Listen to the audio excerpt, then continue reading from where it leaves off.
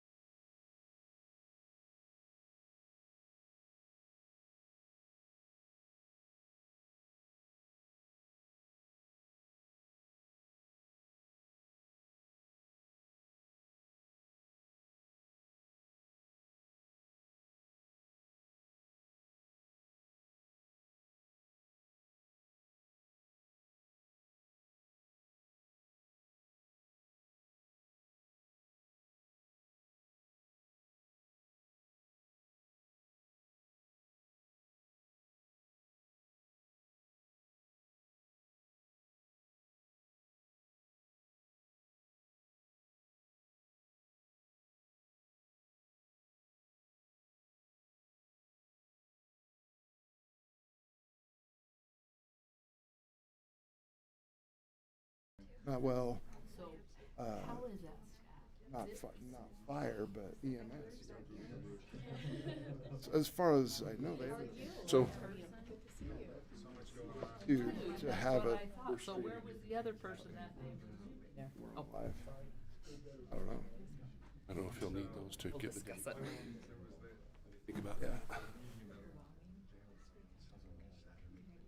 Okay.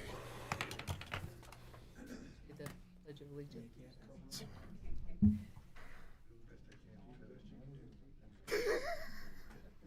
Sorry, I got you caught up.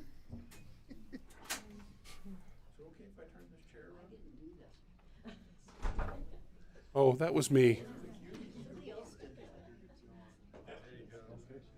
It's my obsessive compulsive disorder here.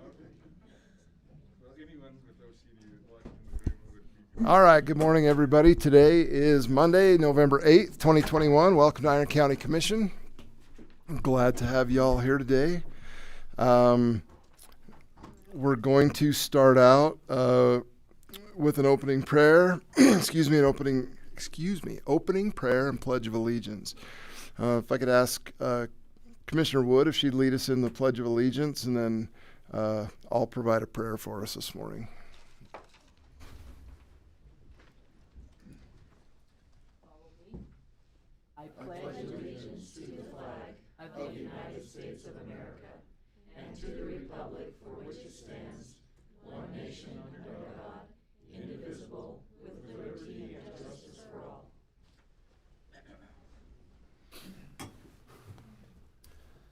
Our Father in heaven, as we gather here this morning, we're truly grateful for the opportunity to meet together as citizens of Iron County. We're grateful for the blessings and the freedoms that we enjoy here in our area. Pray that thy Spirit will be with us today in this meeting, that we'll be able to look objectively at the items that come before us, and that we will be able to make decisions on what's best for our folks here in Iron County. We also pray for thy Spirit to be with our citizens as they will go throughout their days in safety and health. Father, we're grateful for all of our many blessings and pray for these things in the name of Jesus Christ. Amen. Amen. All right.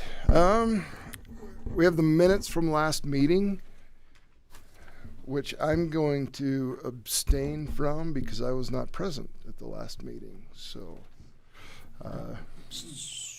Should I make a motion? October 25th. oh, is this October 25th? Yeah, but he said I didn't sign it when I was pro tem. Yeah, pro temp. Right. So, Yeah. yeah. Yeah. So you all approve it. I'll move. I'm going to abstain from the vote. Yes. I'll move to approve the minutes for 10/25/2021. All in favor? Aye. All right. We've also got approval for claims of payment from October 25th, 2021 to November 7th, 2021. I'll go ahead and do that since he's signing. Move for approval of claims for payment from October 25th, 2021 to November 7th, 2021. Second. All in favor? Aye. Aye. All right. Let's move ahead with our departmental reports. Start off with our county attorney's office. Let's skip ahead. Go ahead. He's occupied. I'm getting the hey 1 minute from our county attorney in the peanut gallery on the phone. Let's skip ahead to our clerk's office. Okay. We've got a captive audience in John. We've got him right where we want him. Okay. I just want to go over a couple things, and we have a lot of reports today, so I'll try and move fast. Well, there was one other report I wanted to show numbers, but oh well. Some of these numbers from the clerk's office, we increased 134 solid waste accounts to 3848. That's a pretty good indicator of growth in the unincorporated areas.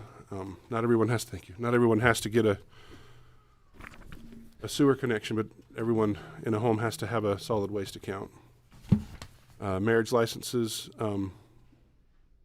were down a little bit, and we attribute that probably to COVID romance. I don't know. Certified marriage license, that is people getting copies of their marriage license for official things. It was an increase. Business licenses went up. I think that's a reflection of the economy. Passports are up. Pictures for the passports are up. Sewer impact fees are also expectedly up. And then property sale, that's sales from we have a list of surplus property that Iron County owns that we've been trying to whittle away at. And that's up. Active voters are down, and that's expected after a presidential year. They generally kind of peak during those presidential years. And voter registration forms processed were 4,677. Throughout the year, we work on voter registrations throughout the year, and of course they kind of peak on the run-up to elections. But that's a pretty high number of voter registrations, considering we've got 28,000 registered voters to have processed 4,677. If I scroll down here, we're doing fairly well with budget. There's a couple of line items of concern. Vehicle fuel, we had come down a bit during COVID, and we're over just a little bit on vehicle fuel. We're not the only department in that boat, but that's one that we'll probably have to ask for an adjustment for. And another line item is this tools, furnishings, and supplies under elections, but that's the account out of which we pay for the ballots and most of the election expenses. We had a school bond election, and so that is going to push us over. We'll have to ask for an adjustment on that, but in these odd number years, we'll actually get reimbursed from the cities for their expenses and from the school district for theirs. There is a chance, too, that agent and judges line, the one below it, will end up going over because we had a delay in the ballots, and we actually did early voting, which will have increased our judges. I say will have as if it's still to happen. That's because currently Chanel is actually working on that billing right now. So for those folks.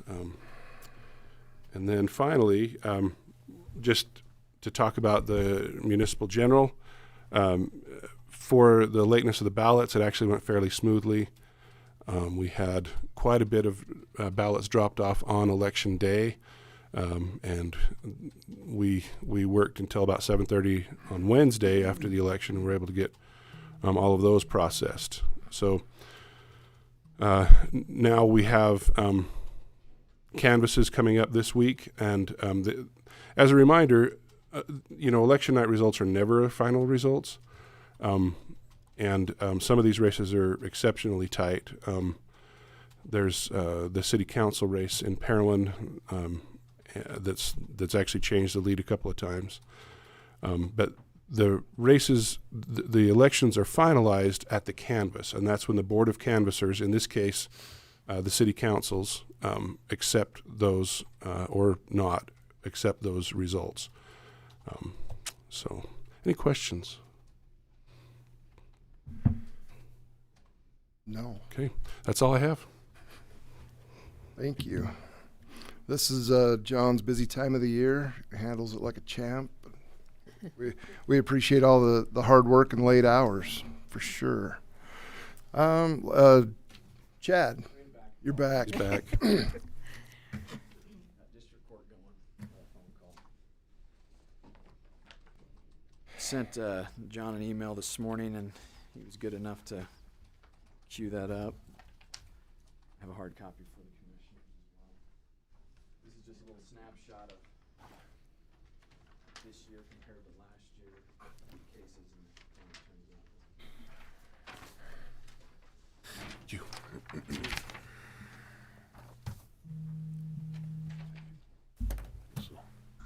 So, as you know, last year was kind of an unprecedented year for criminal activity, not only in Iron County but across the country. I think the pandemic certainly had an impact on that with the increase in homicides nationwide, domestic violence. We saw that in Iron County, luckily. Can you speak up? I'm sorry. Yes, let me get closer to the microphone. So yeah, certainly domestic violence and homicide nationwide, and we saw that in Iron County as well. This year we have received 1,500 cases to process for prosecution compared to last year at this time, and this was as of yesterday, so I wanted to have that comparison. So as of November 7th, 2020, there was 1,803 cases received for prosecution, so we're down about 300 cases, which is good. I just pulled some of the major crime categories to give you guys a sense of what we're looking at. And there we have assaults, homicides, sexual assault, child abuse, theft or property crimes, frauds, DUIs, and drugs. There's a lot more categories, but these are the main ones that I wanted to showcase today. But all major crime categories have seen a significant reduction, which is good, save for 3. Our DUIs are about the same compared to last year. Child abuse, the same. And unfortunately, this year we do have an uptick in sexual assaults that we've received for prosecution. But otherwise, we've seen a significant drop in crime, which is good. Any questions about that? Yeah, so we're continuing to work. Part of that 2020 that caseload, we're dealing with the backlog. There are several cases set for trial. Many of those are sex assaults and homicides. We did have a week before last a 3-day rape of a child jury trial. That defendant was convicted on all 3 counts, so that was a good outcome, and he'll be sentenced in December. Just want to go through a few other things that may be of note. The opioid litigation, there are some proposed settlements. The Attorney General's office, we're going to be meeting down in UAC this week to talk about that. There's contemplation that if all of the counties join up in that settlement, it could be a good thing for the counties in the state. However, the law firm that's representing us has some opinions too, so I want to meet with you guys and see what the best course is for the county. Do you have a time on that, when we're going to meet down there? I do. I don't have it off the top of my head, but Text it to us. yeah. I want to say it's Wednesday afternoon, but I'll verify that. We're fully staffed now. David Hill is an attorney from Arizona. He started last Monday, so he'll be a great addition. He's done prosecution and criminal defense for the last 5.5 years. We're glad to have him be fully staffed in the county attorney's office.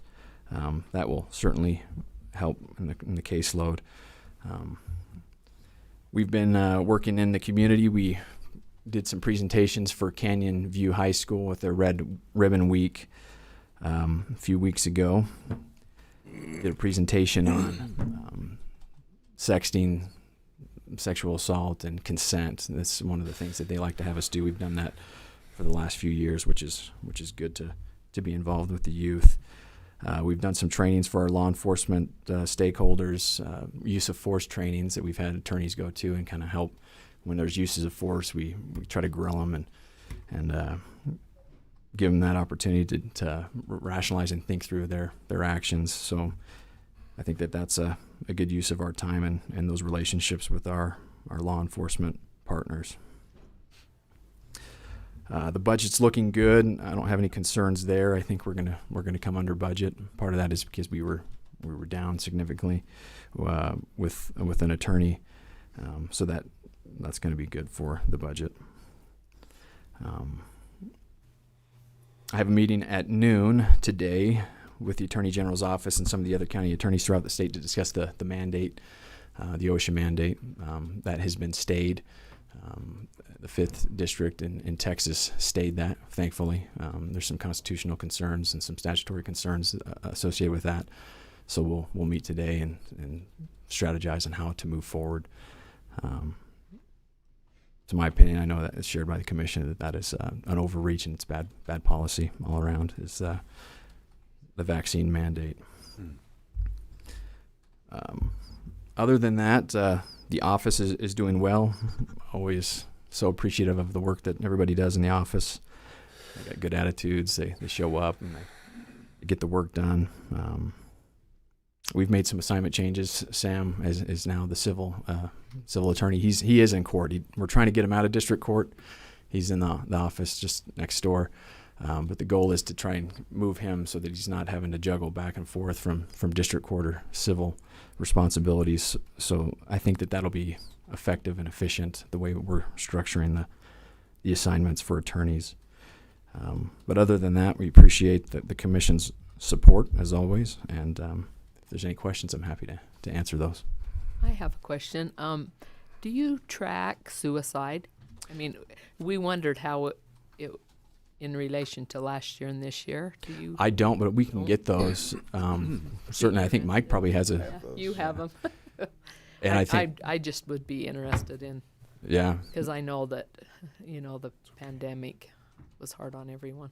Well, I could just say, anecdotally, it was significantly higher last year. Well, yeah. I always think that, and then I go back and look at the numbers, and it Sometimes not. wasn't as high as you feel like sometimes, but Yeah, but it would be good to compare the last few years if we could. yeah, that's easy. Okay. Yeah. Anything else? Okay. Thank you very much. Thanks, John. Thanks, Chad. Appreciate you. Jen, Human Resources.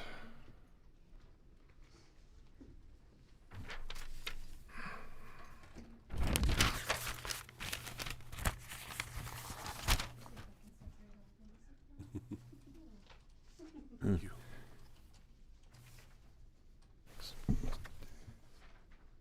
Thanks. You. Good morning. Morning. So with our budget, we are currently actually below our figures with no current or anticipated budget concerns for the remainder of this year. Hiring and recruiting since our last HR report, we've posted, interviewed, and hired 8 full-time positions and 2 part-time positions. And then we are currently in the process of hiring 1 full-time administrative assistant in the engineer's office, 3 full-time deputy 1s in the sheriff's office corrections, and 1 full-time deputy 1 in the sheriff's office patrol.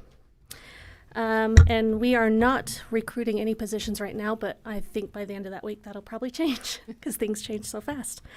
Turnover, I know, very unusual for right now. Turnover for year to date is 15.32 or 38 positions in comparison. Turnover for last year, the 11 months of last year, was 10.48 or 26 positions. And the total turnover of last year was 12.5. So we are up. Anyways, we're working on that. We'll be scheduling an accident review board meeting by the end of this year to discuss the claims for 2021, and we'll close out that year. Our insurance enrollment started, open enrollment started today. We'll continue throughout the rest of this week, and we will need every full-time Iron County employee to attend, even if they are opting out. So we like to see faces, so this is the time we get to meet with everybody, so that's good. I just personally want to thank Betsy and Carrie for all their hard work in open enrollment. They worked tirelessly this week, and so hopefully I'll have to buy them some lunch or some treats or something. I've had most departments submit their employee evaluations, and I'll be reaching out to those who haven't so I can close those out for this year. We've had some milestone anniversaries this quarter. In August, Preston Nelson in the road department celebrated 5 years. In September, Kim Hunter in the road department celebrated 5 years. And in October, Brenda Buttry in the justice court and Shane Clank in the attorney's office celebrated 5 years. And then in October, Luke Simpkins in the landfill celebrated 10 years. And last week, Dan Justin in the auditor's office celebrated 5 years, and he's got his plaque. And Jared Wilson, IT department, celebrated 20 years, which is a great milestone, and I've got his plaque for him. So, do you have any questions for me? Celebrated or survived? Same. A little bit of both. That's funny. Anything for me? No, Good. thank you. Thank you. Jan. Appreciate it. Shane, come on down. Morning. So we're also within our budget this year. We should be fine going in through December. We've also been able to hire that legal administrative position. We're really fortunate. The individual that we found, her name is Shelby Throne, and she's got some legal experience. She worked for Utah Legal Services as well as some other law firms. Right now she's working with our public defenders, figuring out the best way to utilize her between 5 public defenders to best help really track cases. That's the number one thing we want her to do is track cases, so we can be able to see how many cases each public defender is working at any given time and what the caseload is. We've also got trials starting back up, as Mr. Dotson indicated. We're going into trials. I think the judges have pretty good priority lists set. We have lists of about 15 people that they just want to get through and get rolling. And so I think through December and January, as well as February, we're going to see quite a few trials going and hopefully putting a dent on that backlog you saw from Mr. Dotson numbers of 2020. All those 2020 cases and 21 cases really haven't gone to trial, and so we've got a lot of cases that haven't been resolved that need to go to trial. I also did receive an email from the Indigent Defense Commission.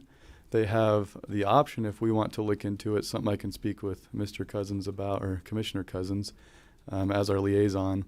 There's a potential for one-time funding if we want to take advantage of it from January to June of next year. Last year, what we utilized it for was COVID equipment, computer equipment, audio equipment, things to better help us appear on WebEx. So we can look and see if we'd like to utilize that for anything this year and see if that's something we want to do. But outside of that, that's my report. Any questions? No. Thank you.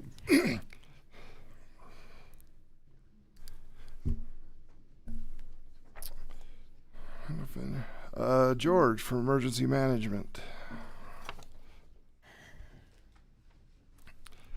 He's been here for 2 hours. That's all right. It's interesting. Our reports are usually longer, a little more comprehensive. We've actually spent a ton of time with all of these folks over the last month during our budget process, and I think we're able to expedite this because we've got a really good idea of what's going on in their world. So this is just a little refresher. Thanks. And I think that was a hint to keep it short. I was just going to cut you off if you started to ramble. So, Hey, well, I'll go to the budget first. We're right on track with the budget, except for a couple of line items. And as John mentioned, fuel's one of them. And I'm going to the budget you have up there shows me at 109% on that. It's going to be more by the time of the end of the year, but there are several lines that we can move funds from to cover that. But I'm in the same shape that everybody else is in. One of the line items I would have to ask Mr. Jessen about this because I'm really not sure. It's the maintenance and building grounds. Apparently I'm 124% over, or I'm at 124% of that account. I'm not sure what it is and where that money went, but I'm sure somebody knows. learn a new hat. And we'll know. Didn't go to my new hat either. Or my Tony Lama boots. It didn't go either way. I take those from another account. So that's pretty much the budget. We're good on that. Last week I took part in I was the safety officer or one of the safety officers for a St. George Airport exercise.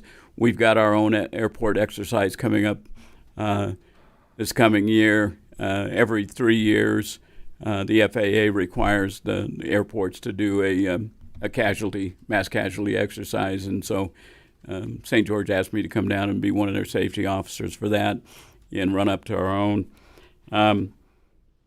Fortunately, when the state was handing out and FEMA were handing out all this PPE for COVID, I stockpiled. I'm still sending stuff over to the Justice Court. I took masks last week to them. Thanks to John's office, I've got my new trailer to replace the one that was stolen. I'm not going to say where it was stolen from, but it was stolen, and now we've got it back. So thank you, John, for all the work that you guys put into that. I'm having a really hard time finding Connexes. because we're looking to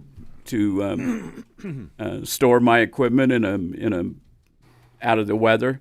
And right now, Connexes apparently are really hard to find. Everybody wants to rent me one. Nobody wants to sell me one. They're out in the ocean. Yeah, I know it.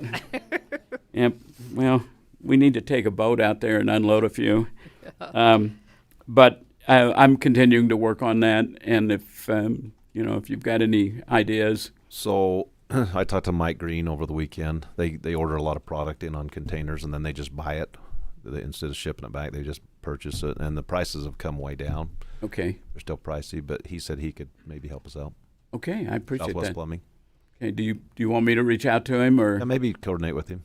Okay, And I I'll- asked him, what do they call them? The high boys? Is that what they Yeah, call them? right, That the would high be boy the best one Connexes. to Yeah, get. But we need probably 6 of those, right? right.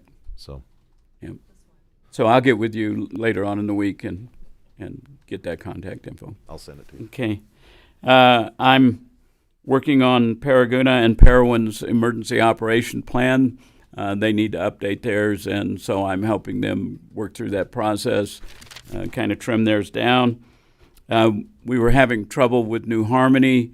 We were constantly paying for their paging service. I was having Theron repair their equipment, and Iron County was eating it for Washington County, and we had to get kind of bullish with them, and I just sent a $600 bill to their fire chief down there, and so they understand now that they got to pay for it. Let's just annex them in to Iron County.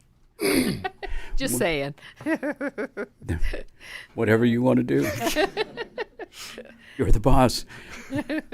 Discuss the legalities of that one. We'll do some trading with Washington County. We'll give them Modena or something. I don't know. Modena. Well, you got to ask the 3 people that live in Modena. There's actually more than that. Not much. But anyway, we're working that out. So Iron County's no longer subsidizing Washington County, so we're good on that.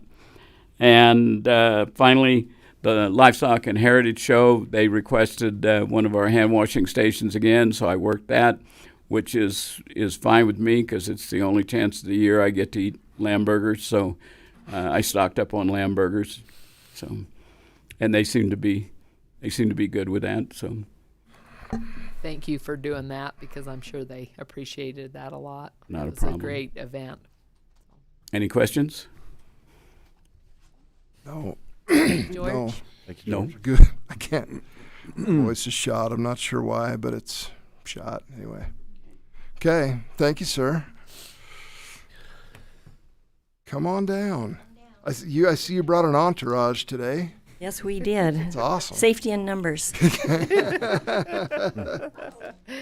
Oh, yeah. Why don't you just hand it here? That'll be a little quicker. Okay. On behalf of Utah State University Extension, this is a new thing that our administrators have come out with, and it is a box of USU manufactured chocolates from their on-campus chocolate shop. Oh. And my big boss, the vice president for Extension, specifically wanted me to extend a thank you to you, Marilyn, for your friendship in partnering with USU Extension, being our liaison, and all that you've done so far as our new county commissioner. That means she gets all the chocolates. That's Sure. what I was just going to say. Why did they bring them to me? I really I do need to explain very quickly, though. Okay. I mean, these are not the individual chocolates in a box. Okay. It's a sampling of some of their products, and these are the company that or the farm that they bring them in from is in South America, and it's a bitter chocolate. It's a dark chocolate. So if you're into the darker chocolates, there's a bunch of things in there that you might enjoy. Wow. But anyway, I was at a retreat last month and expressed gratitude for the support of the commission for Iron County Extension. And they specifically mentioned you as a new liaison for us, and they said, we're going to send some chocolates to you to deliver. So Did Jennifer have something to do with that? I don't know. Not that Jennifer, the one up at you. What is her last name? Let me She's think. such a sweetheart. Anyway, Tammy? Jennifer, I can't think who that is. yeah, she's like, she goes to all of our stuff, and I can't remember. Do you remember her last name? Jennifer. She the political liaison? She may. She always comes to all of the farmers feeding, Oh, and she comes to all of our conferences. okay. Do you know who that is? I'll put a name to that pretty soon.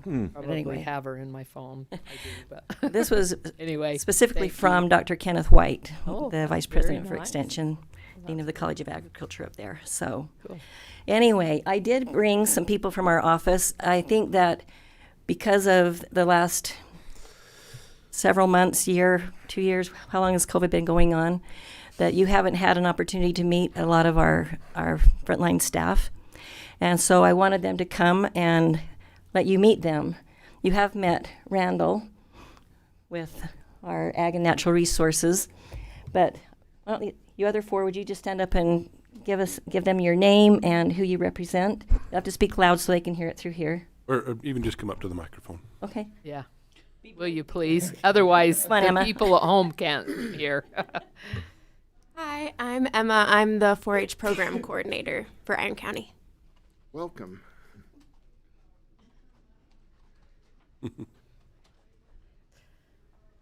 I am Ashley Tullis. I am the staff assistant, one of them. Thank you. Hi, I'm Jamie Joseph. I am the other staff and programs assistant. And I'm America Miles. I work for the after school team. Awesome. Nice. Thank you. America is specifically stationed at Cedar Middle School with the grades 6 through 8 there.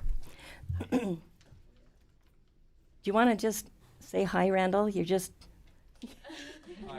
Hi, Randall. hi, Randall. It's He's good our- to see you again. He's our token male today, so... Anyway, you gave him a copy of our report, right? Okay. All right. So, am I able to control this, or I will get you ready for the PowerPoint. okay? Um, All right. What we wanted to do is just you have more of a detailed report in front of you, but where I thought we just had the slides. You want to do the slides? Okay. Yeah, the PowerPoint instead of the PDF. You have some more detailed reports in front of you. We wanted to just, as we're getting that set up, I will report to you on our budget for the year. We feel very fortunate for the support that we receive from Iron County Commission. It allows us to do a lot of work out in the community and the county. And we are overall under budget. We've switched some things around a little bit and also made some deposits back into accounts that we hadn't redeposited after the county fair. So we think we're above board on everything there in the black instead of anything in the red. So we wanted to just give you a highlight of some of the things that are happening in our different parts. We're a little bit different than most of the offices in the county in that we have a combination of programming that goes on. And we are the outreach for Utah State University Extension in the county. And we couldn't do anything that we do without the partnership of Iron County government. So thank you very much for that.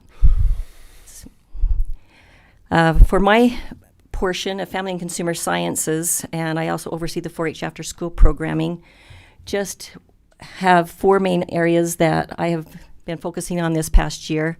The 4-H after school program, it's always a moving target with funding, but we were able to partner with a new grant from the Office of Juvenile Justice that has a prevention component for the opioid crisis.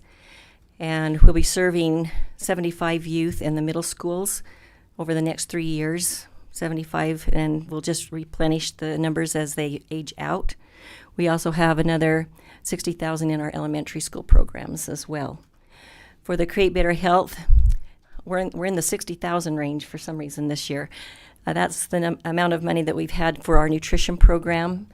They are really out in the community doing a lot of education for health, fitness, and wellness, and nutrition.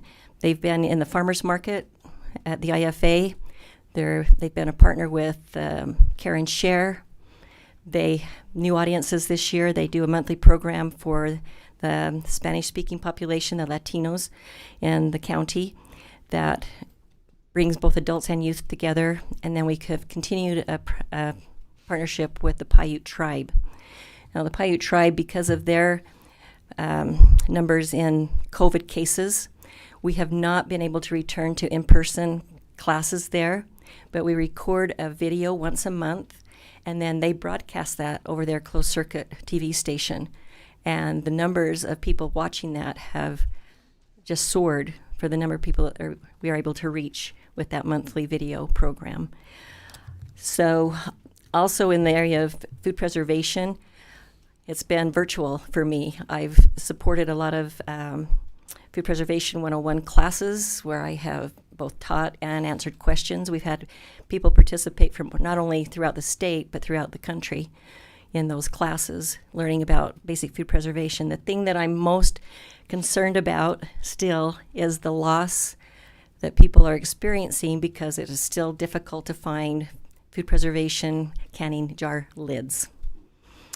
And I have people all the time asking about the buckling of lids, and they bought 100 online, and it said that they were ball and cur, but they're not. And there's been a huge financial loss for not only the cost of the lids, but in food products that they were trying to store up. It's been really hard to experience that with them, and I just feel so bad. What's your thoughts on reusing the lids? That Mary's been doing that. Excuse me, Mr. Commissioner, but that's not recommended. Well, when you don't have them. Yeah, reusing canning jar lids, people have done that with. As long as they seal, is it? It's not as strong of a seal the second time because there's already a groove that's been placed in there with the first. Maybe she's trying to kill me. We can talk about that later. Check them before you eat them. Some people have found that it works okay with like jams and jellies and some fruit that don't have to be processed very long, but in pressure canning it absolutely is not recommended because we're talking about the botulism toxins that you cannot see, taste, or smell. So that's a very serious thing, and I'm happy to talk with your wife if you'd like me to, so I can protect you. Do those canning jar lids, do they come from China then? Is that? That was one of the manufacturers. We had one company that said that they were the genuine mason jar lids that were from back in the early 1900s. And then you go on their website and they said, and we've been in business since 2019. So anyway, I'm just trying to tell people that you can get the lids, but you have to pay for them and make sure that you order them from the manufacturer that's called Jarden Home Brands. Oh. You can order them from Walmart, but they're $14 for 12 lids. Wow. It's a pricey. Yeah, the consumer is really suffering right now in food preservation. But I've also created some videos, taught some online classes, virtual classes, and that's where I've spent the majority of my time is in the food preservation and the media this past year. So all is good. It'll get better. You're still using the dehydrator. The freeze dryer. Freeze dryer. Our freeze dryer is going to be taken up to Salt Lake for a major overhaul. We've been having some error. Much. It's been used a lot, and we have the same former Commissioner Adams. His wife uses it at least once a month, and it's cheaper than buying a $3,000 unit. Oh yeah. And all of that. So I only charge $5 a batch. So wow. anyway, just to recoup some of the costs. Is it a lot different than the kind you buy? I mean, is it a lot more commercial, larger? No, it's just exactly. It's the same as the commercial freeze-dried foods. But they're $3,000. Right. And a can of freeze-dried product will cost you anywhere between $15 to $30. And we can give them an opportunity for a gallon and a half for $5. So Cheap. Yeah. we try Yeah, to that's serve. cheap. Okay.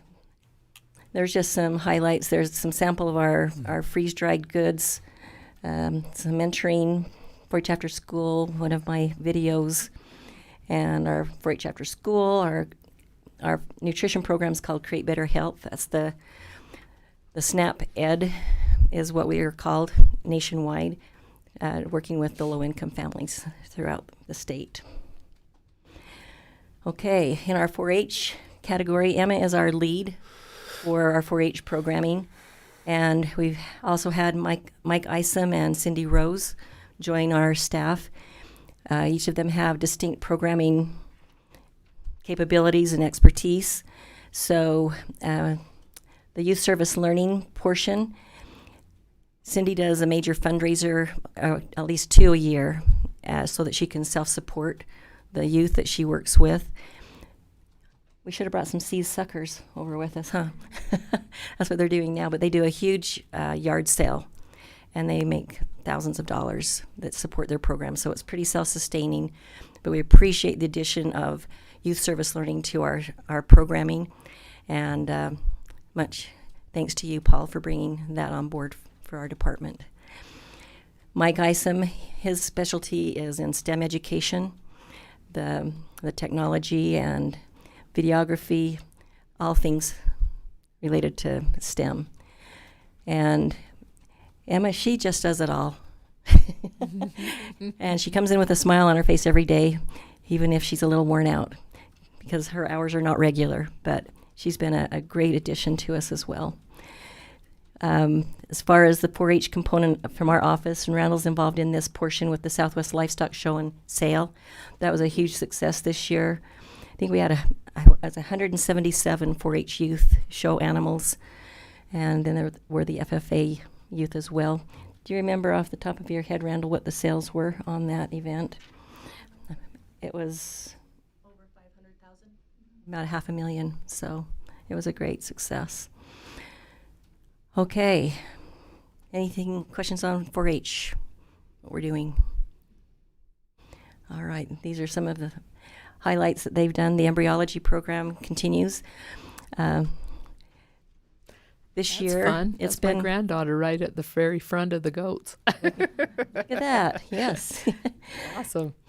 So it was brought to my attention that this year, embryology has been in the classrooms of Iron County schools, and we've started taking them into some of the homeschooling homes as well, and preschools. So this year, they've reached over 21,000 youth have been exposed to the life cycle through embryology in the classroom. And some of the teachers have said that it's just had a light bulb go on in the kids' eyes for they want to come to school when those chicks are there. It gives them motivation to get their homework done, so then they can go watch the chicks. And it's just a real cool thing. Our 4-H horse and livestock programs are still strong. And we did lose our president of our 4-H Horse Council this year. He passed away unexpectedly. And I don't know if he's been replaced yet. Not yet. So anyway. Candace Shibley is at a conference this week and wasn't able to be here. She's our horticulture and water-wise landscaping. What else? She has lots of titles. But Master Gardener Program Manager. She is now the Master Gardener Program Manager for the state. So they handed that to her. Candace was able to get in on a grant that has just really been an interesting thing with this water-wise plans for home use. I don't know how many of you are aware, there's a demonstration street that was created in partnership with a developer they're in those homes, a street to the east of the Cross Hollows Event Center. The which event center? Cross Hollows, Diamond Z Arena. To the east. To the east. Uh-huh. And there's a street there, and they've chosen 9 homes to be demonstration of water-wise landscaping to save on water and to show that you can still have a beautiful yard with just different types of plants that are adapted well to our area. That in itself has taken probably half of Candace's time, if not more, in this past year. But she worked with a specialist on campus, and they designed, this is a sample of 3 drawings from homes that are part of that.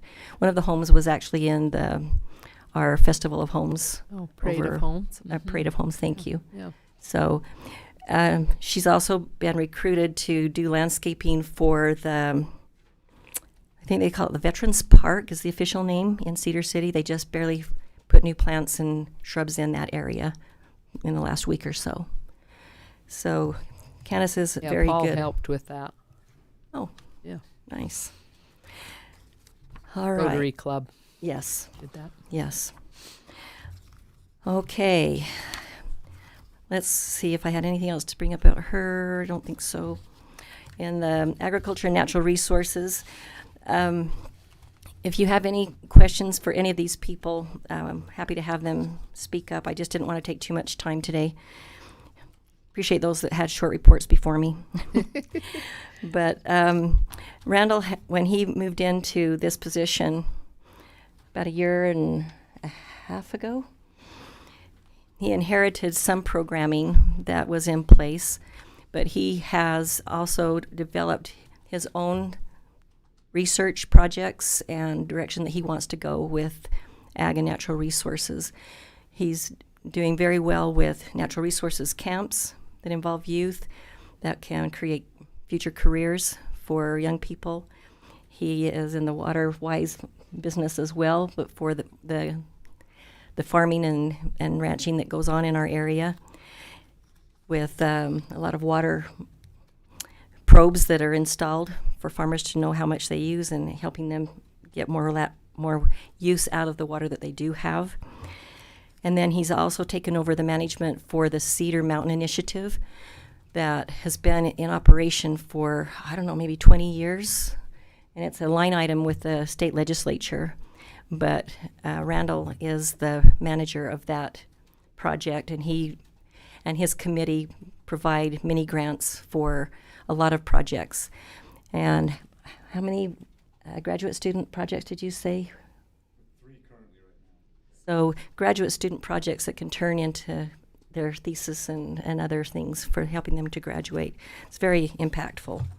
But that in itself is $140,000. Gosh, I'm stuck on the slide here. Sorry. So these are some things. He's also developing some grass plot research that he can tell you more about if you have any questions, some warm grass trials, and he has people, he partners really well with SUU. It's a good thing he left on good terms. Yeah.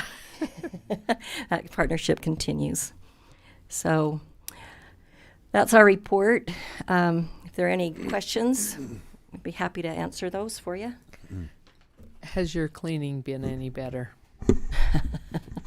I brought that up, and has it been any better? They said they were working on it. You know, our trash is emptied regularly. But that's still kind of what it is. Comments from the balcony? Better? A little better? Ish. We still would like to have a little better, you know, the vacuuming doesn't happen. Mopping, we've started to just do our own in our conference room, and it's okay. Yeah. But we don't know when the next window washing will be happening for our building or anything, but it doesn't take long for little hands and big hands. Yeah. Make a mess of things. On the doors. But anyway, we feel very fortunate to be in that building and have the space that we do. We hope that we're good stewards over the space that we have. and we feel like we're making a significant impact. Sometimes it's not the economic impact that other departments might have, but the human capital that we bring to the table and the youth that we impact is very much, we think, a sizable impact for the county. So thank you very much. Yes. Thank you, Kathy. You do a great job. Thank you. Marilyn. Oh, I get to go first? Sure, why not? On the 26th, Paul and I went out to Burrell area and talked to some farmers and ranchers out there. We had the mayor of Enterprise, Brandon Humphreys, and we had the Platt twins, and we had the Joneses. You know, it was really a great meeting, and I would encourage anyone that has issues, problems, you know, questions, to call us. We'll come out and meet with you, and it's nice for us to come right to your farm or whatever, so that we can answer questions. It was really a great meeting. We got our staff on the phone and discussed different things that they were concerned about. But I would just encourage the public, if you have trouble or problems, you know, get a hold of us. You know, we'll make time and come visit with you. So we did have, sometimes out to Burrell area, they feel like they're sometimes forgotten because they're so far out there. But we don't have any problem, you know, meeting with them. It was a great meeting. On the 28th, Parowan had a public hearing in their at their building, and we discussed the transfer of the fairgrounds to the county. Parowan is in a process right now of building a new swimming pool. They're a small town. They, you know, we all understand that, you know, your budgets are not as big. You know, we had some concern that they were afraid that we were going to move the fair, which we would not do. We just feel like this is such a wonderful place to have the fair, and we just love it here, and we just want to make it better. So if that does happen, we're in the process of that right now. We'll have our public hearing probably on the 22nd. That's not set in stone. We need to, you know, go through that process. If there's any of the Parowan people or anybody in the county that has a concern or wants to talk about it, they're welcome to call any of us. We've all been kind of involved in it. We're really excited to do some fun things out there. We've never been able to have animals at the fair before. We just didn't have the place to do that. And we're excited if we can get a barn. Might not be tomorrow, might not be, you know, a couple years, but that's something that we want to work toward. And we would love to have the Iron County kids have their own show, and then the next weekend they would go to the Southwest show. But that would give them that extra time that they could show and that experience and get over the jitters, and I just think that it would be fabulous. Plus we could have rabbits and chickens and, you know, all the things that other county fairs have. I think that's been kind of missing, and that's anyway one of my goals, that I would really like to do that. We had a meeting this last Saturday on the 6th.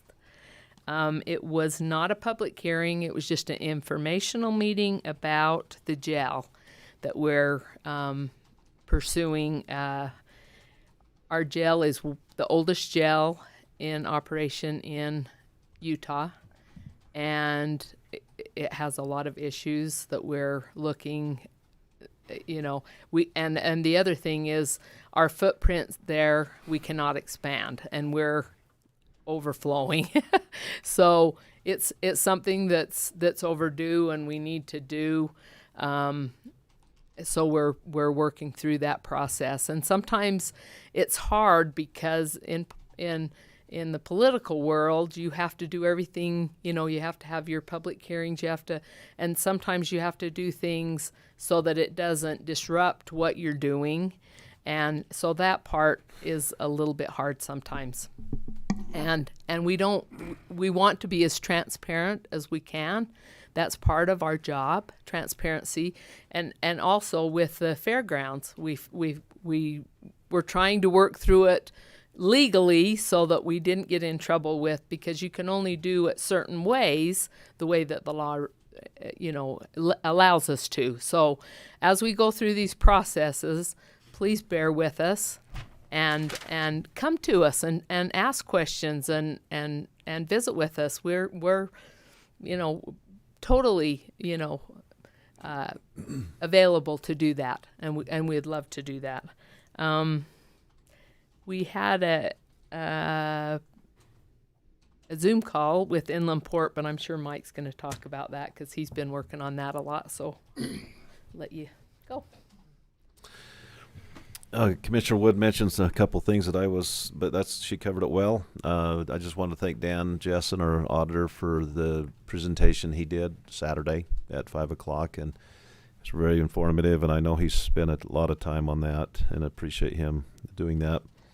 The only other thing I have to report, came over this morning early, about 7:30, to meet with Carter Enterprises, and Terry Palmer and Lester Ross from the building department. We laid out the pad for the new bleachers, got that all situated where we're going to position that. We're going to remove that track fence right in front of that new facility, so we'll actually have a pad up higher, and there'll be a retaining wall down about 3 feet high on the west end and probably 18 inches on the east end. And it'll give people a chance, and we'll actually put grass from that retaining wall to the arena, so people can put their lawn chairs and sit out there, and it'll give them more seating, and people in that first row of bleachers will be able to see over the top of them, which will be nice. So we've got that going, but Carter's is starting that. They're starting the footings today. And Commissioner Wood, I hope you forgive me. I called Preston and asked him to come over and remove that steel fence this morning. He said he was going to send one of his guys, Dan. I think it was Dan. He was going to send him over and cut those with a quickie saw in lengths and try to salvage that iron so we can use it for other projects that we need. And so, but we've got that going. We can't go all the way down. It'll only just be in front of that, the new bleachers that we're putting in. We can't go all the way down because we need that for the tractor poles and for the poles and goats when we do the little kids rodeo. So, yeah. It'll give us more seating in front of the big bleachers. So, Marilyn mentioned the Rotary project we worked on. That was fun. I think we planted about 400 water-wise plants in that area that looked kind of bad. We did that last Tuesday, and then Saturday we got together and spread gravel. We had some amazing volunteers show up. Tyler Bledgy came with his Bobcat, and he was amazing. He saved us hours of work. He was so good on that machine, and he helped. Bledgy. Not sure how to spell it, but I can get it to you. But anyway, anyway, we had a couple. Paul Monroe was running a little tractor, and and we had a lot of volunteers there spreading gravel. But it really improved the looks of the Veterans Park there in Cedar City. So it was a fun project. So that's all I have. I've got one more thing I forgot real quick. Go ahead. Let me just, the Heritage Festival was fabulous, by the way. I know that the Extension Office had some inner time to that, but it was just so wonderful, and it's so fun to celebrate our heritage and our livestock and our agricultural community. So I just wanted to thank everybody that was involved with that. Oh, that was fabulous. Yes. Just a couple of things. I was absent last commission meeting 2 weeks ago. I was actually in Washington, D.C. on an economic development trip with the Utah State Chambers of Commerce. as far as sometimes you go on these trips and they're beneficial, and I wouldn't say that they're always that they're not beneficial, but this one I felt was extra beneficial. We were gone for about a week. There was a group of about 40 people from around the state. There was about 5 from our local chamber slash economic development. Anyway, one of the things that made this so beneficial is they really had all of our time budgeted out from 7 in the morning till 10 o'clock at night every night. But part of the contingency were staffers from all of our legislative offices. We had the opportunity to rub shoulders with those guys all week long. A lot of times when you go to Washington, you have about 5 minutes to talk with a representative. In this case, each of our delegation, we were budgeted an hour with those legislators. We got to spend a significant amount of time with the legislators. And they brought other legislators in that were working on some of the same issues. And so we literally, had the time to sit and discuss things and question and answer. We had one full afternoon where we just met with the legislative directors from each office. Those are the people that actually read every word of every bill and really tell their bosses how to vote. It's their staff that has, they have a specific staff to become expert on all the bills, and because the congressman or senator just can't read every word of every bill. There's not enough hours in the year to get that done, and so they have a staff that does that. We were able to spend a whole afternoon with them. Specifically, we talked a lot about inland port issues, the infrastructure that we need to have moving forward for satellite inland port in Cedar City. I was able to present on an issue that was brought to me by the Farm Bureau with rising tariff costs on different phosphates and fertilizers.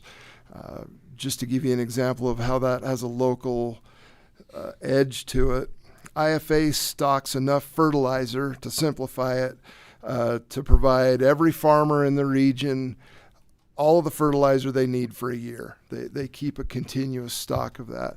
Last year, that was about $2 million in wholesale inventory.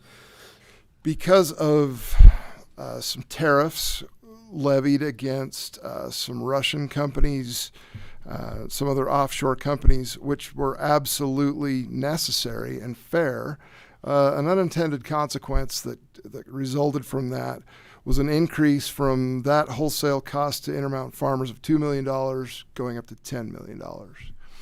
With that cost having to be passed on to local producers, because there's just no other way to absorb those costs. So we discussed that. I met with, I don't remember his name, but he's the legislative director for Senator Romney. Senator Romney's actually already working on a bill. We're going to work together on that to allow more domestic mining of those products.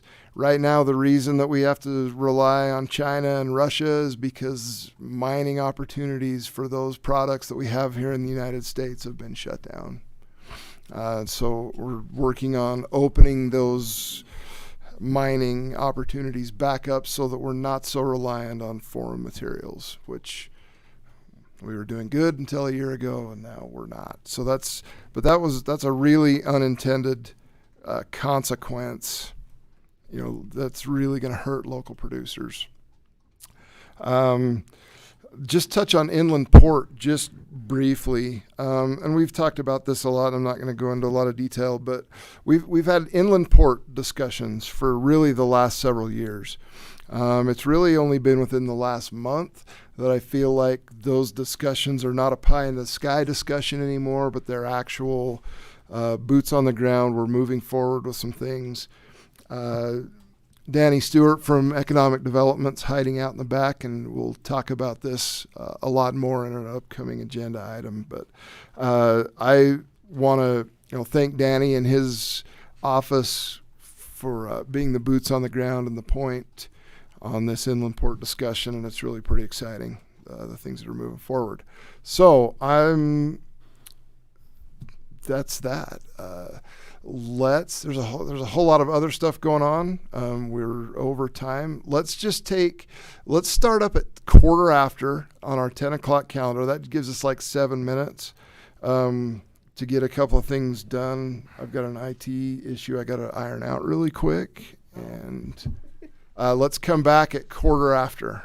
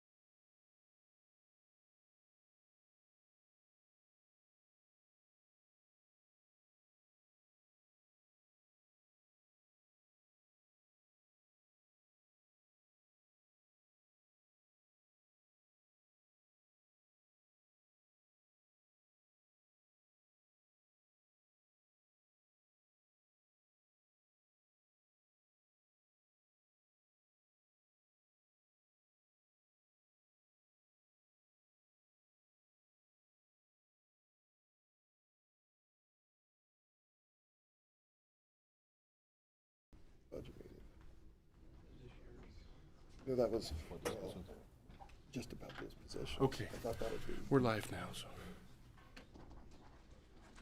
this afternoon. Right, don't we? Then we have don't we have the capital?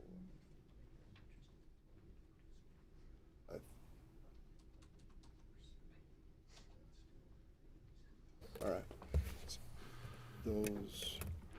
That agenda item, I thought that was something that we were, I didn't know that was on the agenda for approval. I knew that was a discussion to be had, personnel discussion with Jen this afternoon. So I don't know. Is that why Jen said? Yeah. You want to talk to them? Do we need to? I think So we are streaming. And he is. Yeah. All right. Let's see. All right, agenda item number 1, public hearing, discussion, and possible, yeah. Shouldn't there be public input? That comes at agenda item number 2.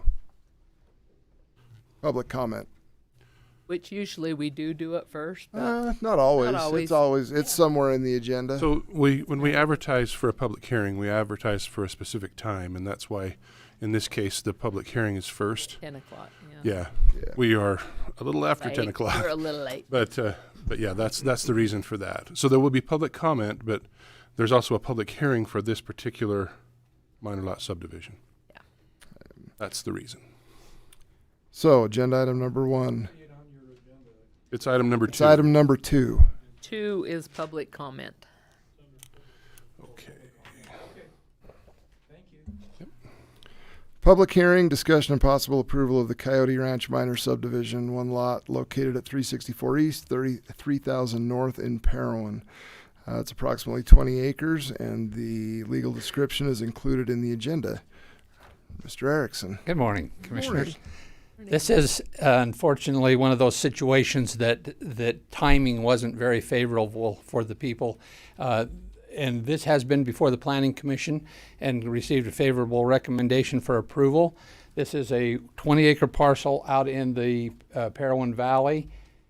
You can see here there was an old survey, I don't know if you can see the date on this, for 1999, August of 1999. Our new subdivision ordinance that we used as the trigger for all future development was August of 2000. And so this was created prior to that with these lots that were running along here. But along the north portion of this property right here is this is where we're talking about right here. This property was subdivided at that time, creating these lots, and then realized that they couldn't run the pivot. So just a few months later, they then filed this record of survey and took the property off the end of these lots and created this lot up here. But then this never got recorded because it was a record of survey. And so they came for a building permit on this parcel, and it was not eligible to get a building permit because it had not been created prior to August of 2000. So they had to go through the subdivision process for a 1-lot subdivision, and that's what we're doing here. This is the parcel that's located right here. And there's a road that runs along the north side of this that provides access to these other 4 lots. They have a well on the property, and they are in the process. And we did issue them a building permit to allow them to get started on the building, knowing that this was a formality to go through this process. It met all of the criteria. And so this is something that they're just waiting for before they go too much further and in case there's a problem, which we don't anticipate. But that's where we're at. There's no new dedication, so it's a minor subdivision. They have access off of a good county road. They're just legalizing an older split of this 20-acre parcel. They have a well that meets requirements for Southwest Public Health for a culinary well. They have water, septic utilities are there for electricity, and so they're just waiting to move forward. Okay, thank you. Chair will declare the public hearing open. Any public comments, questions? Reed, you kind of skipped past it there, but was there any request for variance on that? No, there are okay. none. No, I've got it right here. There, no variations on the, because they comply in every way. All right. Seeing no public comment, Chair declares the public hearing closed. Turn the time back over to Mr. Erickson. It, as we reviewed it, of course, it meets all of the standards for the A20 zone, the minor subdivision approval considerations that are all given. Review that with fire and everyone else, and so it meets all of the requirements of the ordinance and was recommended for approval by the Planning Commission. Okay. I will move to approve the Coyote Ranch minor subdivision, one lot located at 364 East, 3000 North, Parowan, Utah. This is approximately 20 acres. And refer to the description in the agenda, and it meets all standards, requirements, and considerations. I'll second that. It's been moved and seconded. All in favor? Aye. Aye. Okay, that one was approved. Thank you. Number 2, public comments. Remind folks that there's a 3-minute time limit for public comment. Participants should not repeat others' comments, only items that are not agendized, and no items related to the commissioner's role as an appeal board.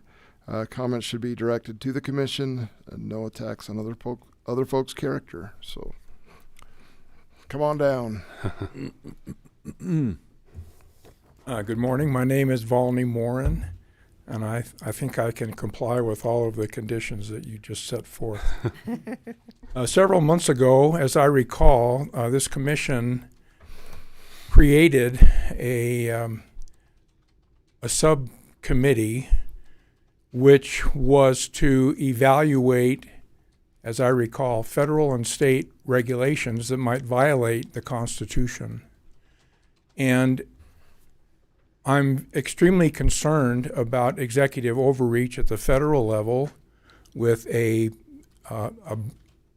branch of the executive department, OSHA, issuing a vaccine mandate that affects private businesses, and that completely violates the separation of powers, which is designed in Articles 1, 2, 3, and 4 of the United States Constitution. So with that committee in mind, which I recall was comprised of yourselves, the county attorney, and the county sheriff, there are 5 of you, I wondered if that committee has convened, and if it has not, I would invite you to convene it and to make a determination that this extra constitutional action by a department within the executive branch is unconstitutional. And I want you to do this because I feel it's very important for the people of the United States to stand up against this executive overreach, which is a nice way of saying the assumption of dictatorial powers by the executive branch. Thank you. Thank you.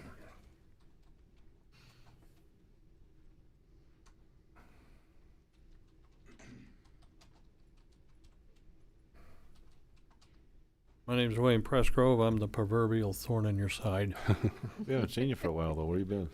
Yeah, where you been? Family business. Last meeting you had, I believe, or one of the previous meetings, you had convened as a commission, and then you adjourned as a commission and convened as a municipal building authority. Okay, it's the same 3 individuals on both those, the building authority and the commission. The municipal building authority floated a bond or voted to approve a bond, and then adjourned as the municipal building authority, reconvened as the commission, and accepted what the municipal building authority just did.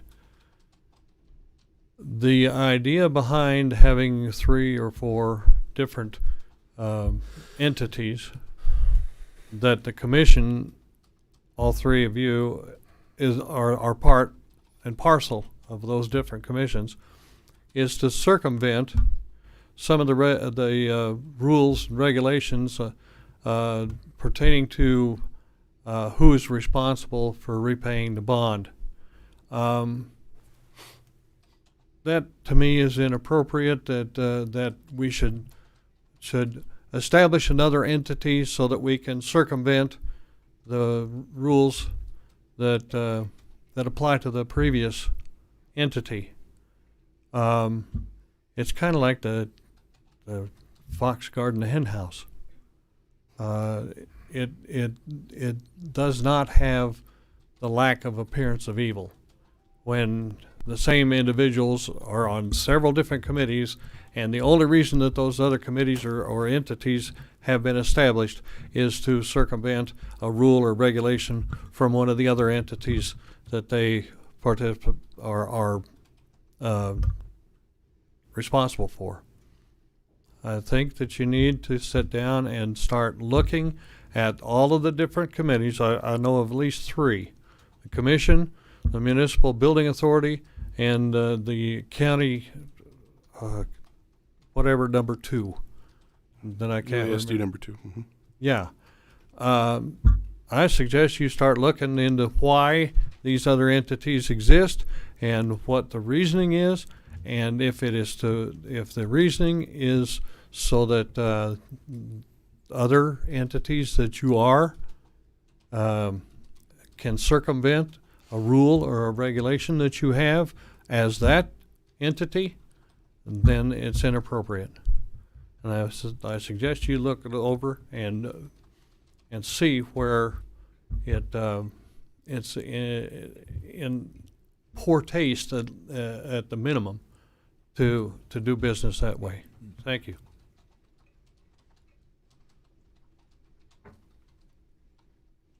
Could we have somebody address that? Nope. No. Okay. All right. Move on to agenda item number 3, discussion and possible approval of a conservation easement to the Utah Division of Wildlife Resources, 563 acres of private property located with the legal description. Jessica, it's been a long time. It has. We do not miss prairie dog issues, but we kind of miss you. Well, and I'm not with prairie dogs anymore. I know. Actually, I I have know. a different role. I know. That's fantastic. Yeah. Well, welcome back. It's been a long time, Yes, and I'm glad that we're not talking prairie dogs. Me too. I'm excited. It is another species on the endangered species list, but it doesn't have any regulatory impacts. And I'm excited about this opportunity to present this to you. Thank you for having me. So I'm here to talk about the Deep Creek Condor Conservation Easement, is what we like to refer to it as. It is 2 properties located up on Cedar Mountain. Here's a map of the properties. Sorry, it's not a nicer one. My mapping program failed on me, so I took a snip of Google Earth, but I think you guys can just see it's about half an hour up the mountain near Minersville Peak. What was the name you had for it? Deep Creek? Deep Creek Condor Conservation Easement. So the Deep Creek Wilderness designation, I think, is to the southeast of it. So I think that's why we've adopted that name. And condors visit it, so I'll get to that in a second. But we're working to acquire a conservation easement here to help maintain the agricultural values of those properties. We're working with these 2 private landowners where they voluntarily agree to restrict some rights on the properties to allow for the conservation values, but the properties will stay in their private land ownership. The purpose and benefits of this easement is to conserve wildlife habitats, and I'll go more in depth. There's a slew of wildlife that use that area, to protect agricultural use, and for watershed protection as well. So the California condor is an endangered species found on the endangered species list. It is an experimental population that's non-essential that we have. Our condors have been reintroduced to this area, and they visit from Utah to Arizona, and we found that this is the northern reach of their extent, and they frequent this property quite a bit. It's an important forage area for them. The Peregrine Fund had put a capture site on this property to capture condors and to put monitors on them and to radio track where they're going and to be able to assess their health, because one of the biggest threats to condors is lead poisoning. So they will assess their health, and if they do need any sort of treatment, they'll take them back to their treatment facility and do a chelation treatment to help the population. We have documented that the parents of the Zion chicks use this property, so it's very, very important. And it goes very well hand in use with agricultural use, because the condors will feed on the dead animals of livestock or sheep that happen to not make it. The property also contains mountain meadow and montane habitat, as well. It is on the cliffside of the Virgin River watershed, and this would help protect wildlife corridors, maintain habitat connectivity, help protect critical nesting habitat and fawning and calving habitat. We've got elk that use this property. When I was just up there, I saw a lot of different rubs from the elk and a lot of scat too. Deer, as well as bear, turkey, and grouse. There's a lot of our good game wildlife, as well as a lot of non-game species. We've documented at least 7 species of bats, and some of those are sensitive species that we want to maintain habitat for, as well as numerous bird species that are also sensitive as well, such as the condor, goshawks, peregrine falcons, Lewis's woodpecker, flammulated owl, pygmy owls, and Mexican spotted owl. So it's a very rich and diverse area that we'd like to maintain. One of the benefits of this is the agricultural and ranching, as I mentioned. It would allow the property owners to continue to use the traditional land use and protect that. They've been using these properties for over 100 years for ranching, and I took a picture of this when I was on my way up to the property of the sheep that are up there, so it'll help maintain agricultural use and protect that as areas start to get developed up on Cedar Mountain, and protect the economic use of the properties for grazing and agricultural production. And this easement will be with the U.S. Department of Agriculture to ensure to protect those agricultural values of the property. The other benefit of it is that it is in the upper level watershed of the Virgin River watershed, which is upstream of Woonfin and Virgin River chub critical habitat.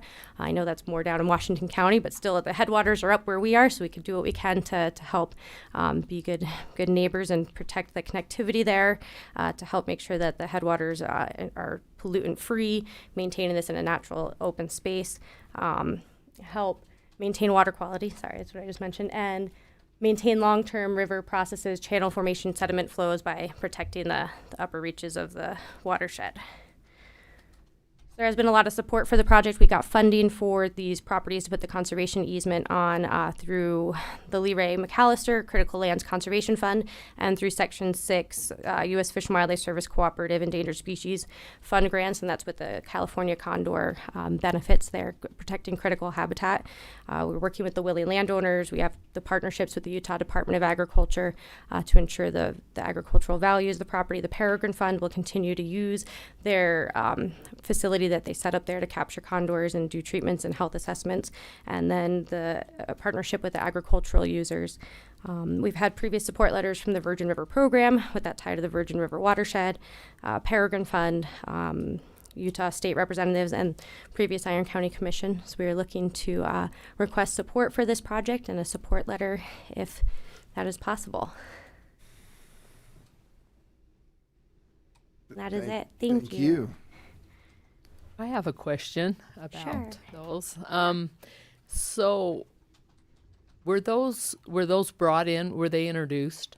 The California condors, they were, I don't remember what year, but the population started again. The Utah Arizona population were reintroduced. So That they figured they were there previous. Yes. So I know that there's been some damage from them on other property owners. I've heard a lot about that in the last few years. I know David Whitehead is one of those. There's many others. They're kind of destructive as far as private property, they've eaten away plastic over on cars that are left or seats on their patio. They're interesting scavengers everywhere.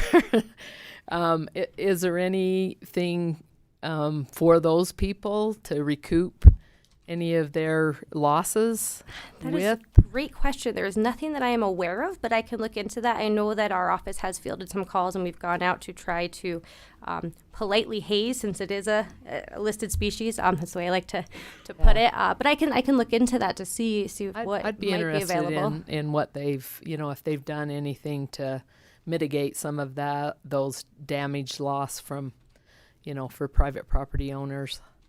I know they said they really made a mess out of some of their private property. I get it, that area, and I love to see the wildlife and the ranchers, use that property for sure.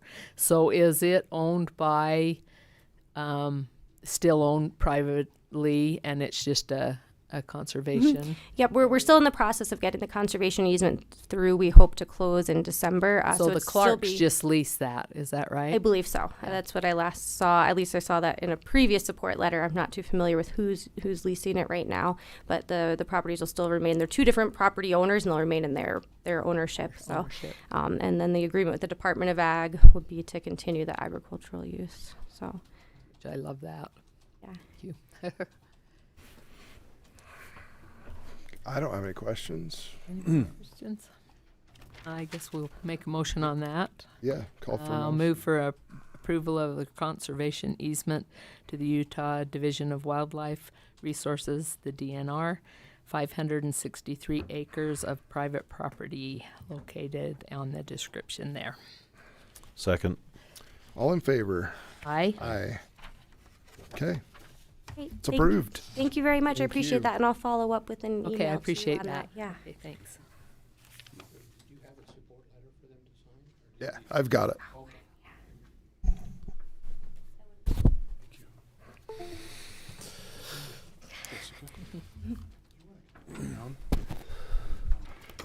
All right.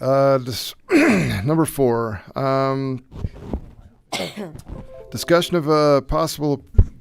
and possible approval for First Amendment to the Iron County Memorandum of Understanding with Appaloosa Solar regarding a date change for the road construction project on Lund Highway.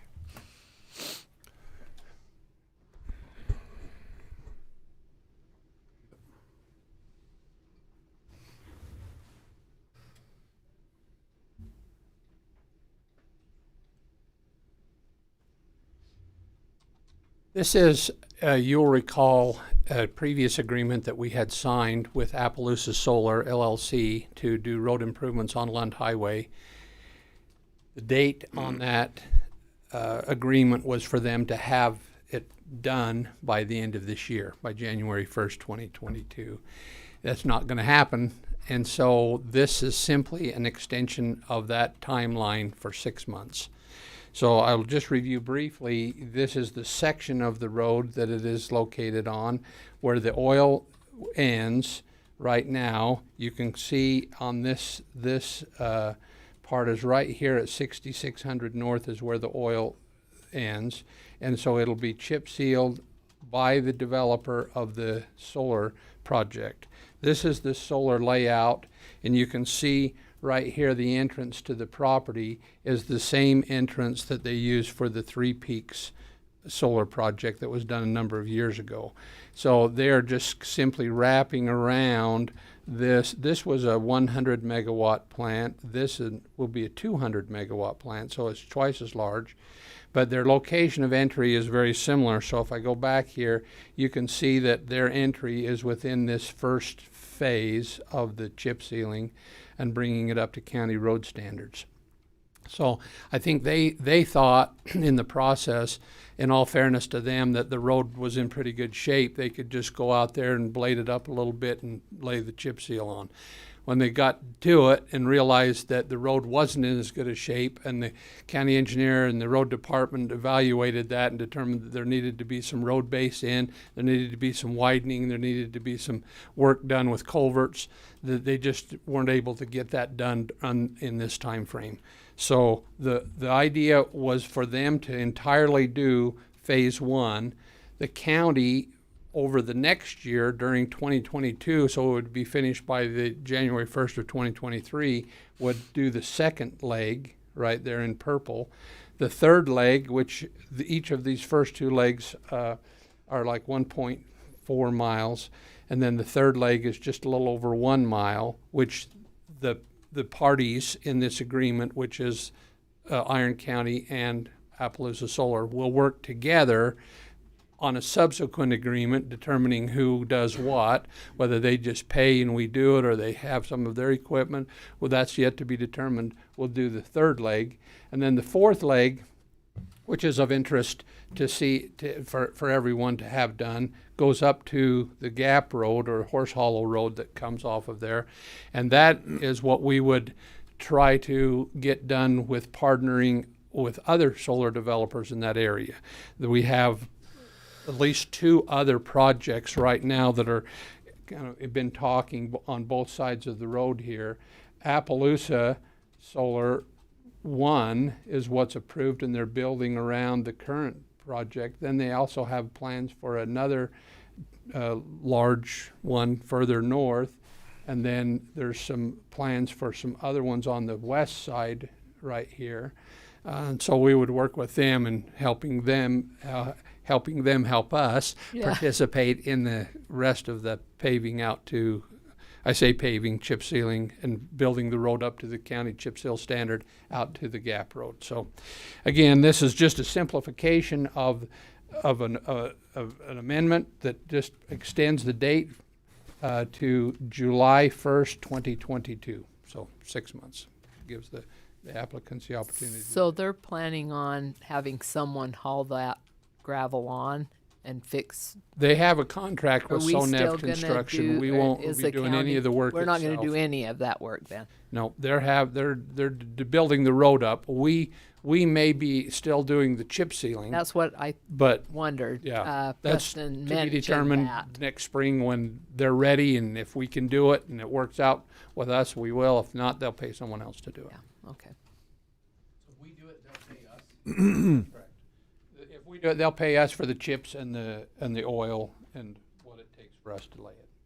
But they've got to bring. In case we'll need a budget adjustment. Sorry, you want me to come up, don't you? So they'll have to Actually, do the no, road that- pit run. They'll have to do a better base. Is Yeah, that- they've got to build a better base. They're doing that. They've been working on that recently, and they will continue to do that and improve that because they plan to start construction early spring, and so they will just try to chip seal that as early in the Well, and they kind of had a bid to begin with, and then that fell through, and so they've been When they trying realized they to. had to do more work than they thought they had to do. All they thought they were going to do was just lay the chips and the oil on there. Yeah, and they you can't. You've got to put quite a bit of road based and widened. So if we do their portion and they pay us, then we'll have to do an adjustment because what we have planned is to do our portion, and we're going to do that out of the normal budget. Preston does so much chip sealing and stuff like that, repairs and stuff every year, and he's going to do that out of his budget. So if we do theirs, even if we bill them, we need to increase our expenses and revenues on the budget. So Is that going to be a 2022 expense? 2022. Yeah. So I mean, is that something? is that Next is that summer. a known thing? Like we should build it into the budget, or We we'll do it don't. in an amendment? Let me They'll have find to out amend it. more. Okay. I'll visit with them. The anticipation was that they would do it, but now they're not sure. It depends on the timing because they want to chip seal earlier than what we normally chip seal. And so they may have to hire someone to do that, but we could probably determine that. and But get a better feel. if that could So be it determined before the included budget's in the finalized, budget. maybe. Well, it'd have to be in the next couple weeks. Yeah, we could do that. I'll do it within the next week. Hey, Just for you. And you can't say important things from the back row. give you a microphone, I can push a button on the wall. Yeah. I see potential risks with that. Any questions? No, let's call for a motion. I'll move to approve for the First Amendment to the Iron County Memorandum of Understanding with Appaloosa Solar regarding a date change for the road construction project along the highway, and this would extend it out to July 1st, 2022. I'll second that. It's been moved and seconded. All in favor? Aye. Aye. Aye. Do you have copies of that, John, or do you want me to? Yeah, it's right there. Okay. Oh, And if I can get signatures for these Mylars, we just do it later because I've got some other signatures too, so. We just need to make sure Sam's around to do his part. Did you get done with court? Okay. And John, too. So, are you gonna chase down Luigi? Yeah. Do you wanna take that now? Sure.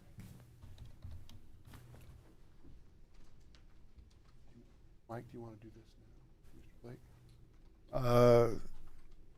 Sure. Or do you wanna Oh. keep tracking? Well, we can sign it if Sam's, as long as Sam's here and got his right in hand. Let's get her done. 2 quickies. I'll get the others later. While we've got everybody, we'll do it. Why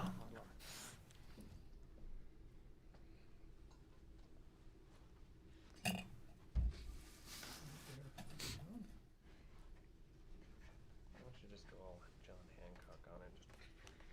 Why not? And then this one right here while you have the pen.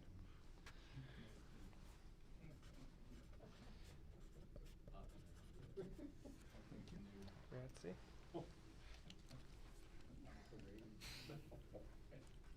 YouTube ratings go way up. Perfect. This one doesn't need. Okay, perfect. That's on my list of foods. Got a test on this one. That was the one we approved last time, but since he wasn't here to sign it. Oh, I see, yeah. Then if you would, just go down and get a stamp. Yeah, I'll go down and get the stamp for both of them. Because if I were smart, I would bring it up with me. Yeah. So this one is the 25th of October? Was it the last meeting? Or I don't recall. Yeah, it was. I'll leave it to you to Yeah, I'll double check fill that. it out. Thank you.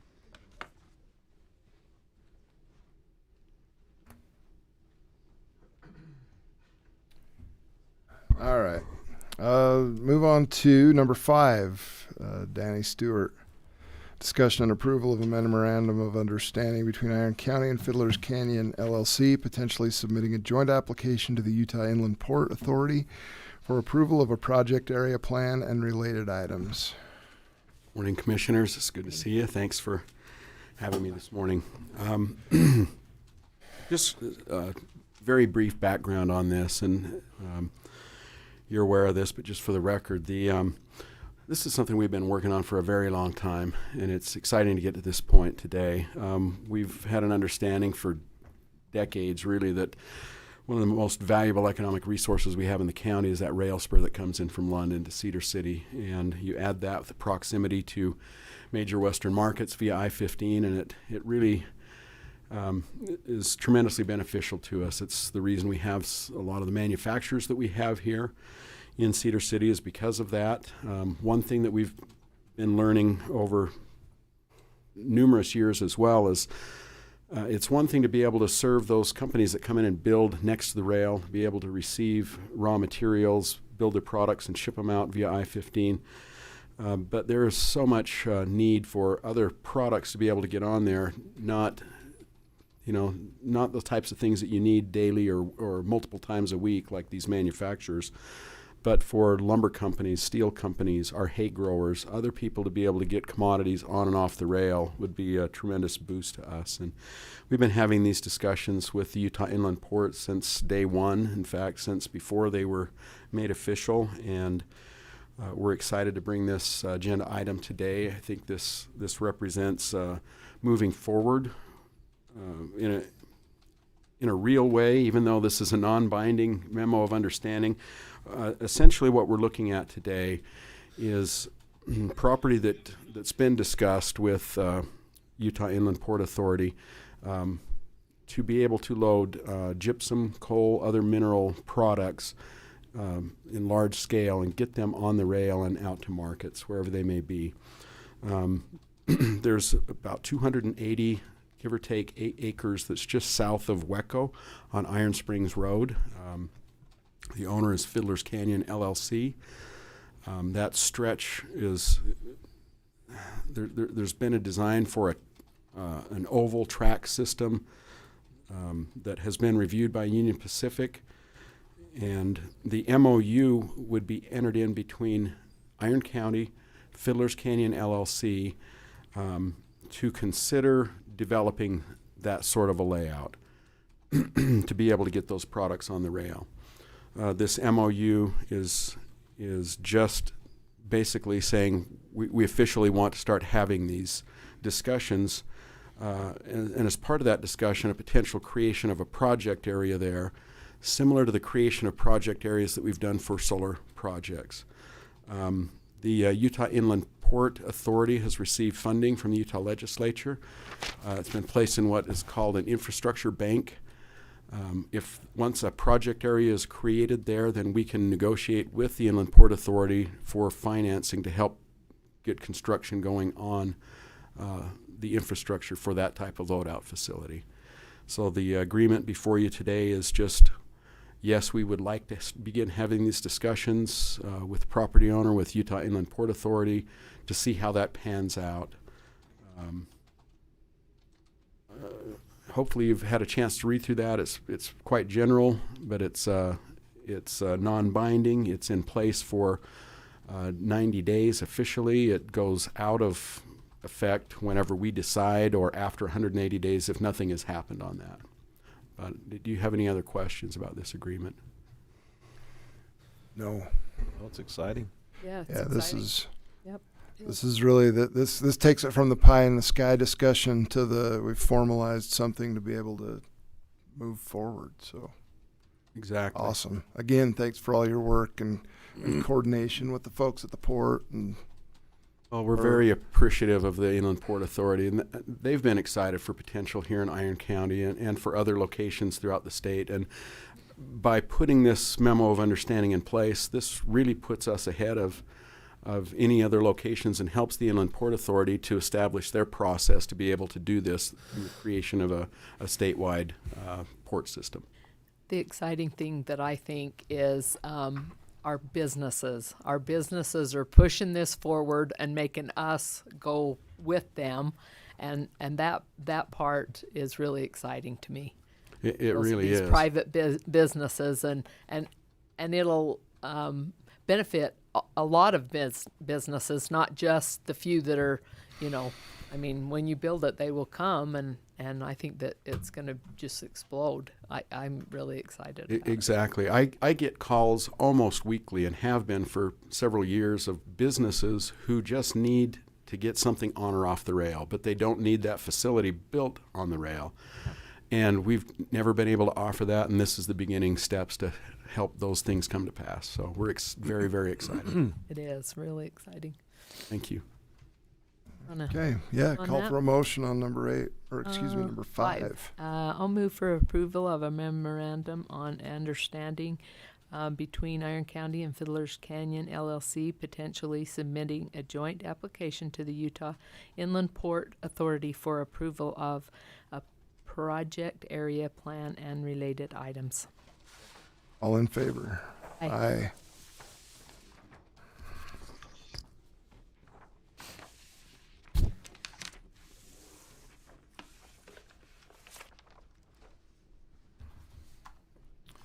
We got Danny, did you need more? So there was that second MOU, and I didn't get a copy of that one. Okay, on number 6, we're going to strike that. Okay.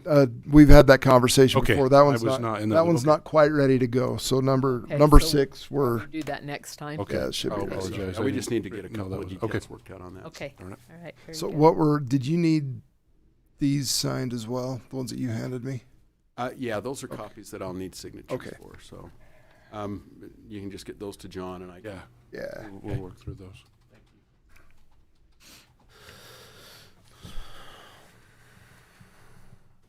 Mr. Dan. Keep us going, Dan, while I'm writing my name on this. He's writing Go names. ahead. Did you need access to? This is number 7. No, because presentation of the 2022 wording there is a city little budget. generous. There will be a presentation when we present. When we have the public hearing, I'll have a presentation.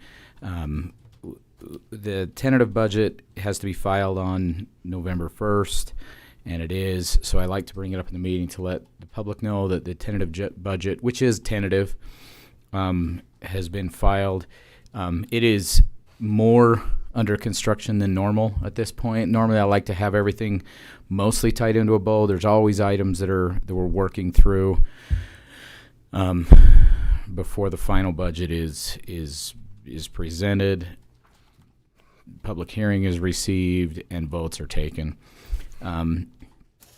Specifically this year, one of the reasons why we're still under construction as much as we are, Commissioner Blake has been gone for the past couple weeks, and we didn't want to have some of the hard decisions while he was gone. Specifically, what we have yet to discuss, and administratively. So this is weird because the commissioners, they're basically on the budget committee administratively. We talk about things. They don't approve them or deny them, but we have to put together a budget. So at a city or at the state level or something where you have a separate executive and legislative, you typically have the mayor or the governor's office, whoever the administrative or executive branch will come up with a budget and present that to the legislative body, which will then debate it, put things in or out of it, and pass it.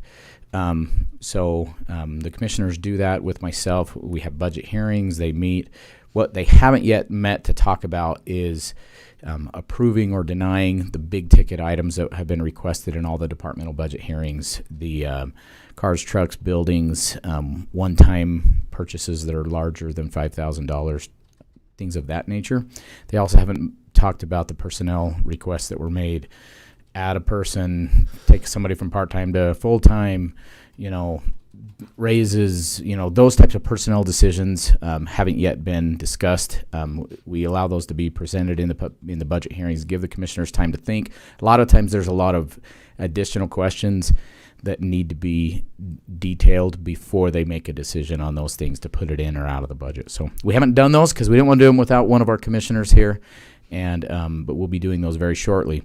As soon as we get those done, we will. I will get those into the tentative budget, and then we'll put it online. So it is an official public document right now. It's not even balanced. One of the things I have to do to balance is all the transfers between funds. They all change based on what you approve and don't approve. So I haven't done that either. So, anyways, it's kind of just an official thing that we have to file something, and we have. And that's what I'm telling you that we did. But as soon as we kind of get these things wrapped up, we'll put it online.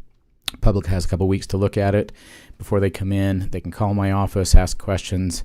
Then they come in and they can speak their mind, whether in support or not in support of specific line items or projects or anything like that, which we'll do in a future meeting. And it is already on the calendar. In fact, it's posted if you want to go look. It says when we're going to vote on what. Anyways, I hope that makes everything really clear. I don't actually have anything to present today, though. Great. Any questions for me from the commission on tentative budget? Hope you guys have been eating your Wheaties. We got lots of stuff to go over. It's an intensive process. So. Oh, Okay. thank you. Thanks, Dan. Jan, come on down. Talk personnel. I don't have a ton today, so that's good. In the Council on Aging Department, Catherine Grunstedt was selected to fill the part-time assistant cook position in the Cedar City office. She was tentatively approved to start a few weeks back with the understanding that I'd present her formally today because of the immediate need to get her started. Her effective date was October 20th of 2021. Take a motion. I'll move to approve the new hire of Catherine Grunstedt, part-time assistant cook, effective date October 20th, 2021. Second? All in favor? Aye. Aye. And I'll cover the IT department kind of together because I think they go hand in hand. But we might need a little bit more explanation on this. absolutely. So Department Head Jared Wilson requested to combine his 2 part-time positions into 1 full-time benefited position for several reasons, one of which is just how difficult it is to actually hire someone part-time for the amount for the IT department. And this would kind of give him the best of both worlds to keep Irwin within his department as a full-time benefited position instead of a part-time, which is what he's working now. And let me ask a question. If memory serves correct, was there a part-time position approved but not filled? No, he's had Or- 2 part-time positions for about a year. I believe Irwin was the one that was approved, if not last year, but the year before last. So he had 2 part-time positions. But we haven't had one filled since, I believe, February, if not March, somewhere around there. Right. So we had them, but and not that we didn't fill it, but we just haven't been able to fill it, the second part-time position that was already budgeted for. Yes, and I've Correct. put together the totals too, if you want that for your consideration. He does have enough to fill Irwin's salary, just not the benefits, and the benefit package for Irwin would be $20,117.59. That would give him insurance as well as part of the Utah retirement system. Okay. And if, with your consideration, if you were to approve, we would have the start date be 11/14/2021. Okay. Okay. Jen, 20,170.59. 117.59. Okay.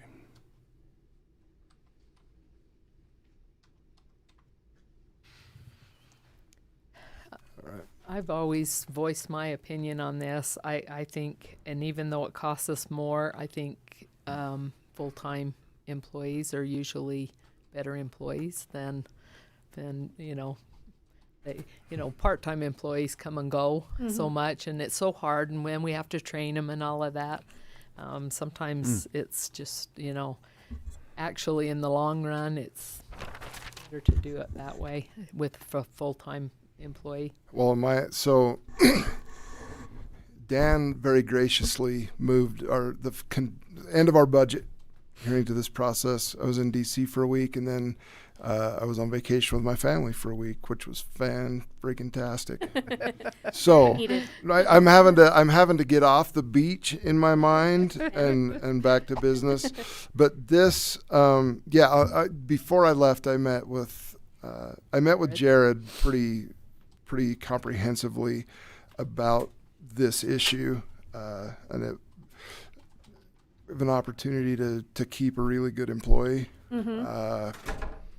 as well as make things function a lot better in their office by doing this. And I didn't know if I should disclose too much, but Irwin definitely. He won't hire part-time ones now because he'll have his full-time one. This should put him at full staff. Okay. Was this one of the things that we were considering for 22? Surprisingly, no. I think this happened relatively quickly within the last week or so. Yeah, this was kind of a, I don't know if you call it an ox in the mire situation, but basically, this situation cropped up after our budget interview with Jared when we were talking about personnel needs. This one came to light after our first budget discussion. So make a motion on that? I'd call for motion. Okay. I'll move for approval to convert 2 part-time technicians to 1 full-time technician benefited position in IT, starting, well, I guess you can do that on the next part, right? Yes. Second. All right, moved and seconded. All in favor? Aye. Aye. And then the second request would be to approve to convert Edwin Figueroa Granados, I know I do that every time, from part-time to full-time benefited status, effective date November 14, 2021. Call for motion? I'll move to approve to convert Irwin Figueroa. How do you say that? Figueroa Granados. Granados. Hope that's from part-time to full-time status. Sorry, Irwin. So sorry, Irwin. You know, Irwin's an IT guy, so he's listening in. Yeah, I was gonna tell you, Put I the don't eye know. in the sky on this one. My computer's not going to work next week. I'm sure he can say it a lot better than what we could ever say it. I'll apologize in person. Is there a second? Second. All in favor? Aye. Aye. Thank you. Okay.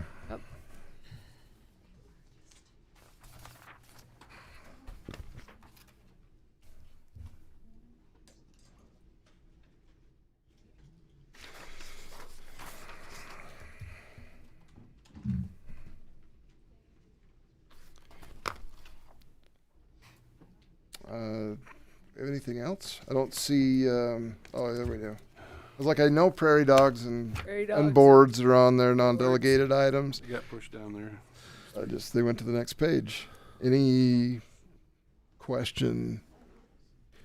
I don't think we have anything this time. Again, I know of. You know, and Jessica's not here anymore, but Dang it. I really like Jessica, but when we were back in the prairie dog days, when she had to be here. It's a little tense, Well, wasn't she it? had to be here every commission meeting, and she literally had to be here and provide us numbers, and I mean it was just really kind of stupid, and we all just rolled our eyes, including Jess, but she had to be here every single commission meeting, giving us ratios, and now we have 4.5 dogs here, and that had to be approved every single commission meeting. Oh my gosh. And so when we were able to work through that, we miss Jess, but we don't miss her here talking about the 4.5 prairie dogs on this property. That wasn't the ones on the road, was it? Well, it was all no. Well, and the management approach has been greatly improved, and it's a testament to the public-private partnership and some creative solutions. Yeah, so it's been awesome. No, we really I appreciate her. I appreciate her way more in condors than I do prairie dogs. Okay, declare this meeting closed. Thank you, everybody, for your attendance and participation. We have lunch if anybody Off wants we go. to stay. This is closed by no means.